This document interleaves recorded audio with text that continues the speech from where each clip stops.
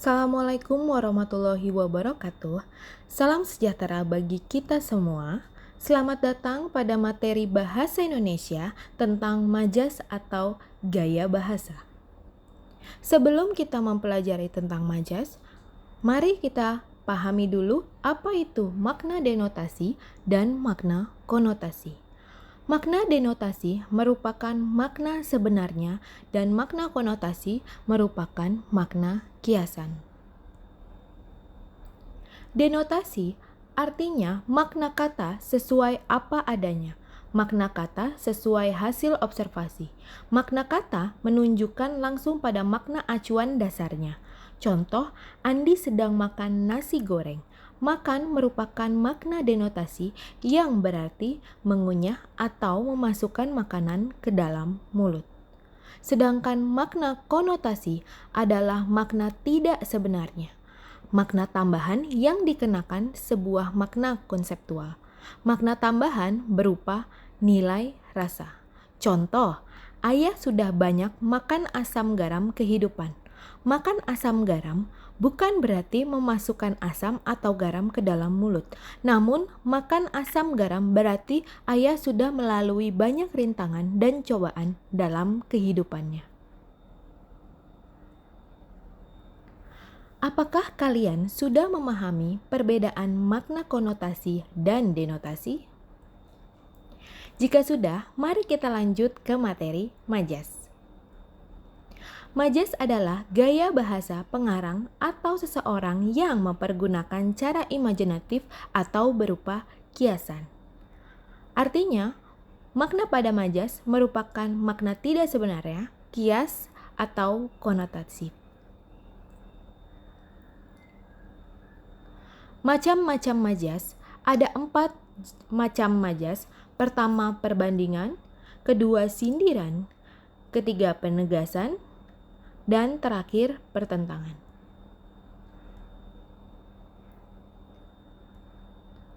Macam-macam majas perbandingan, ada 14 majas, namun yang akan kita pelajari pada materi hari ini hanya disebutkan beberapa saja.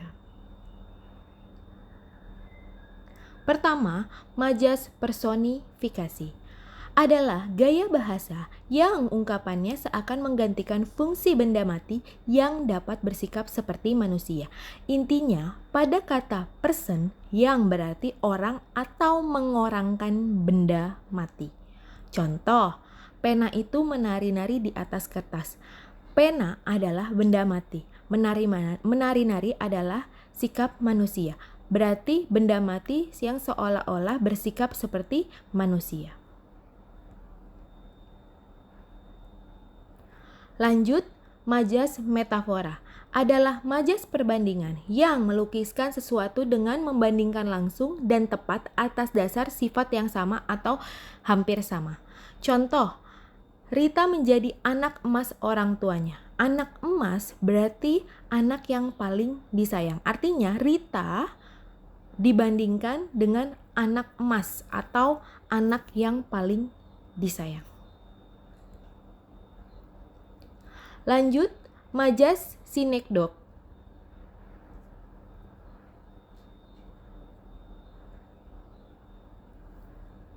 Sinekdok dibagi menjadi 2, prasprototo yaitu majas sinekdok yang melukiskan sebagian tetapi dimaksud adalah keseluruhan. Contoh, dia mempunyai 5 ekor kuda. Bukan berarti dia hanya memiliki ekornya saja, namun keseluruhan kudanya. Totem proparte ialah majas sinekdok yang melukiskan keseluruhan yang dimaksud sebagian. Ini adalah kebalikan dari majas pars prototo tadi.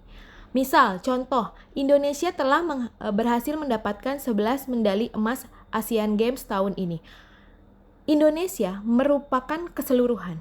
Padahal yang memenangkan 11 medali emas itu adalah perwakilan Indonesia, sebagiannya saja. Selanjutnya, majas alegori adalah majas perbandingan yang memperlihatkan suatu perbandingan utuh. Perbandingan itu membentuk kesatuan yang menyeluruh.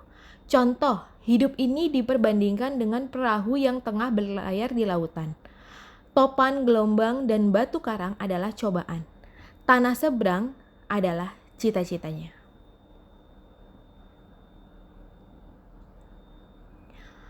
Hiperbola adalah majas perbandingan yang melukiskan sesuatu dengan mengganti peristiwa atau tindakan sesungguhnya dengan kata-kata yang lebih hebat pengertiannya untuk menyangatkan arti. Contoh, dia bisa berlari secepat kilat. Kilat itu kan sangat cepat.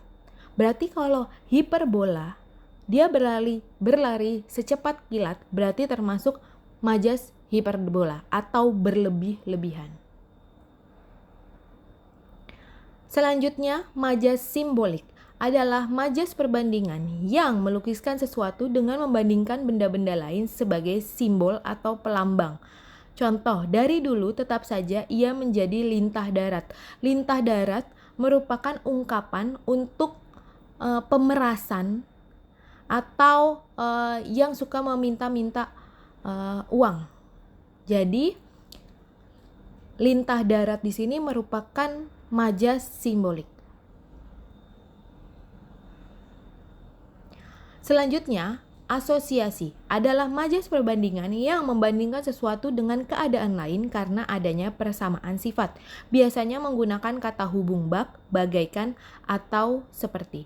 Contoh, wajahnya muram bagaikan bulan kesiangan. Metonimia adalah majas perbandingan yang menggunakan merek dagang atau nama barang untuk melukiskan sesuatu yang dipergunakan atau dikerjakan sehingga kata itu berasosiasi dengan benda keseluruhan. Contoh, kemarin dia membeli Kijang. Maksudnya adalah mobil Kijang. Atau contoh lain, dia membeli Aqua. Padahal yang dimaksud adalah air mineral. Contoh lain, Rita memakan Indomie. Padahal yang dimaksud adalah mie instan. Antonomasia adalah majas perbandingan dengan menyebutkan nama lain terhadap seseorang berdasarkan ciri atau sifat yang menonjol yang dimilikinya. Contoh, si mancung, si pintar, si ribut misalnya. Selanjutnya adalah majas sindiran. Ada 3 majas sindiran. Pertama ironi, kedua sinisme, dan ketiga sarkasme. Majas ironi adalah majas sindiran yang melukiskan sesuatu yang menyatakan sebaliknya dari apa yang sebenarnya dengan maksud untuk menyindir seseorang. Contoh, rajin sekali adikku ini. Jam 12 siang sudah bangun. Jadi ada bahasa atau ada ungkapan sindiran yang menyatakan sebaliknya dari apa yang sebenarnya. Karena sebenarnya kalau jam 12 siang baru bangun bukan rajin namanya. Selanjutnya, majas sinisme adalah majas yang menggunakan gaya bahasa untuk menyampaikan sindiran secara langsung pada orang yang disindir. Contoh, kotor sekali kamarmu sampai debu-debu bertebaran di mana-mana. Jadi menyampaikan sindirannya itu secara langsung pada hal yang disindirnya. Terakhir adalah majas sarkasme.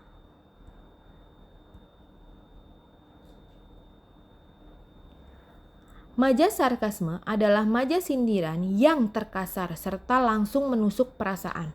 Contoh, otakmu memang otak udang. Selanjutnya, ada majas penegasan. Terdapat 15 majas penegasan. Namun yang akan dibahas pada materi ini hanya beberapa saja.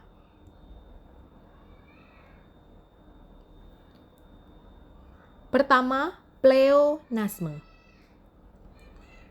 adalah majas penegasan yang menggunakan sepatah kata yang sebenarnya tidak perlu dikatakan lagi karena arti kata tersebut sudah terkandung dalam kata yang diterangkan.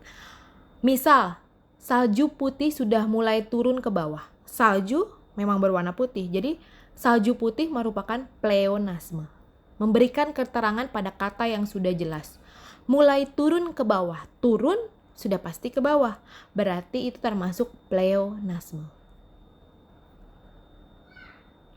Selanjutnya, repetisi adalah majas penegasan yang melukiskan sesuatu dengan mengulang kata-kata yang ada dalam sebuah kalimat.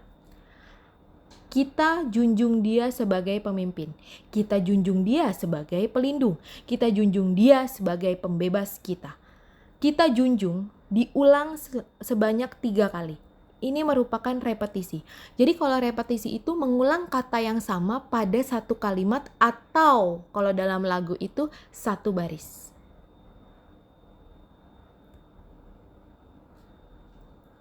Selanjutnya adalah majas paralel. Paralel sama seperti repetisi, biasanya dipakai dalam puisi. Paralel dibagi menjadi 2, ada anafora, ada epifora. Anafora yakni kata atau frasa diulang di awal. Jika dilihat pada contoh kalau, ini diulang ke bawah, ini termasuk anafora. Sedangkan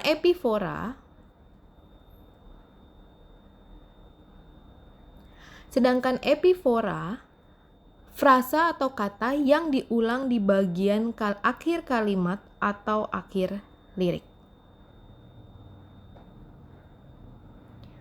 Selanjutnya adalah tautologi.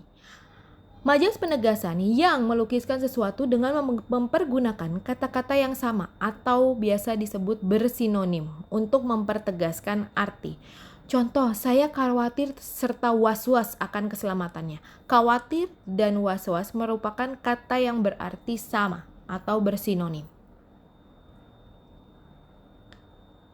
Selanjutnya, majas klimaks adalah majas penegasan dengan menyatakan beberapa hal berturut-turut dengan menggunakan urutan kata-kata yang makin lama makin memuncak pengertiannya. Contoh, anak-anak, remaja, dewasa, semua datang menyaksikan film. Jadi diurutkan dari mulai yang di bawah. Jadi anak-anak urutannya, dewasa, baru remaja. Kalau tadi klimaks, sekarang kebalikannya, yaitu anti klimaks adalah majas penegasan dalam menyatakan beberapa hal berturut-turut dengan menggunakan urutan kata yang makin lama semakin menurun. Misal, jangankan 1.000, 100, serupiah pun aku tak ada, misalnya.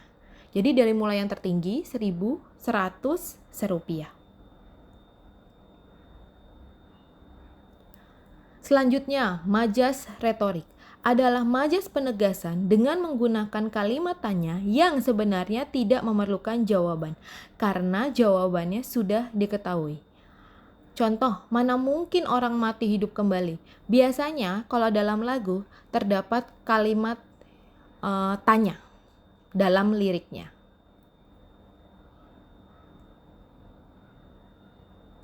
Selanjutnya adalah majas pertentangan.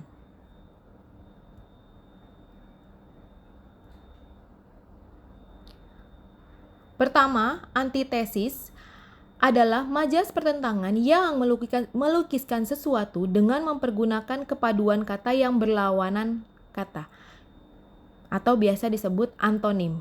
Ini adalah lawan dari majas tautologi. Kalau tautologi tadi menggunakan sinonim, kalau antitesis menggunakan kata berantonim. Contoh, cantik atau tidak, kaya atau miskin bukanlah suatu ukuran nilai seseorang wanita. Jadi cantik atau tidak, kaya, miskin itu menggunakan majas antitesis. Selanjutnya adalah majas litotes.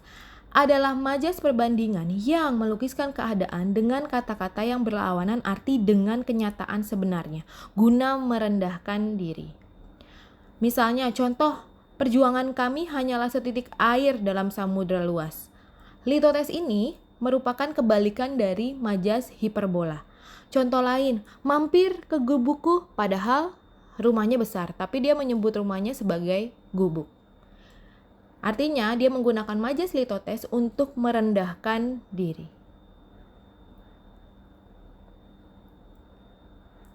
Paradoks adalah majas pertentangan yang melukiskan sesuatu seolah-olah bertentangan, padahal maksud sesungguhnya tidak karena objeknya berlainan. Atau mudahnya, paradoks ini majas yang menggunakan pernyataan yang tidak sesuai dengan kenyataan. Contoh, hatinya sunyi tinggal di kota Jakarta yang ramai. Hatinya sunyi, itu pernyataan. Padahal kenyataannya Jakartanya ramai. Berarti itu termasuk majas paradoks. Selesai. Terima kasih sudah mendengarkan materi tentang majas. Kalian bisa mencari referensi lain tentang contoh-contoh majas apabila ada majas-majas yang kalian tidak mengerti.